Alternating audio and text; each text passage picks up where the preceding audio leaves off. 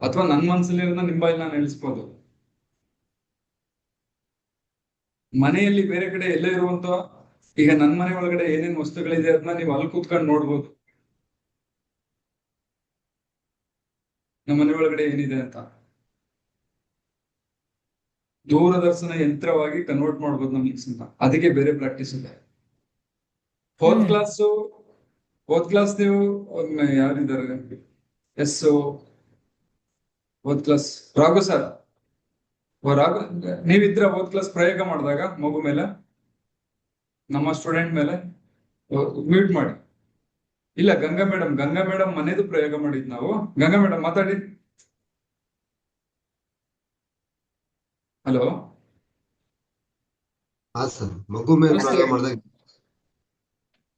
ಓದ್ ಕ್ಲಾಸ್ ಏನಾಯ್ತು ಅಂದ್ರೆ, ನಮ್ದೊಬ್ರು ಸ್ಟೂಡೆಂಟ್ ಇದ್ರು. ಹೀಗೆ ಆನ್ಲೈನ್ ಅಲ್ಲಿ ಅವ್ರನ್ನ ಲೈವ್ ತಗೊಂಡು, ಅವ್ರ ಮನೆಯಿಂದ ಲೈವ್ ತಗೊಂಡು ಗಂಗಾ ಮೇಡಮ್ ಮನೆಯಲ್ಲಿ ಏನಿದೆ ನೋಡು ಅಂತ ನಾವ್ ಹೇಳಿದ್ವಿ. ಅಂದ್ರೆ ಅವರಿಗೆ ಟ್ರೈನಿಂಗ್ ಆಗಿದೆ, ESP ಅದೆಲ್ಲ. ನಾನು ನನ್ನ ಕ್ಲಾಸಲ್ಲಿ ಕೆಲವೊಬ್ಬರನ್ನ ಆಯ್ಕೆ ಮಾಡಿ ಪ್ರಯೋಗ ಮಾಡ್ತೀನಿ.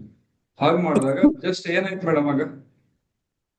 ಅವರು ಕ್ಲಿಯರ್ ಆಗಿ ಸರ್ ಮನೇಲಿ ಏನೇನಿದೆ ಎಲ್ಲವನ್ನ ಅವರು ಅಲ್ಲೇ ಕೂತು, ನಾವೇನು ತೋರ್ಸೇ ಇಲ್ಲ ಅವರಿಗೆ, ಮನೆಯನ್ನು ನೋಡಿಲ್ಲ ಅವರು.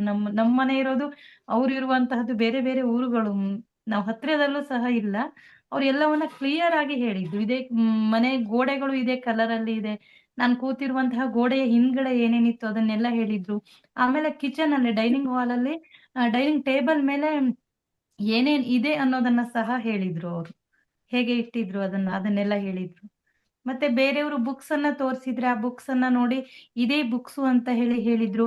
ಆಮೇಲೆ ಆ ಬುಕ್ಸ್ ಅಲ್ಲಿ ಬೇರೆಯವ್ರ ಬುಕ್ಸ್ ತೋರ್ಸೋದಂದ್ರೆ ನೀವುಗಳು ಬುಕ್ಸ್ ತೋರಿಸ್ತೀರಾ ನಿಮ್ಮ ಮನೆಯಿಂದ, ಅದನ್ನ ಅವ್ರ ಮನೇಲಿ ಕೂತ್ಕೊಂಡು ನೋಡ್ರಿ ಹೇಳುತ್ತೆ ಅಲ್ಲಿಂದ.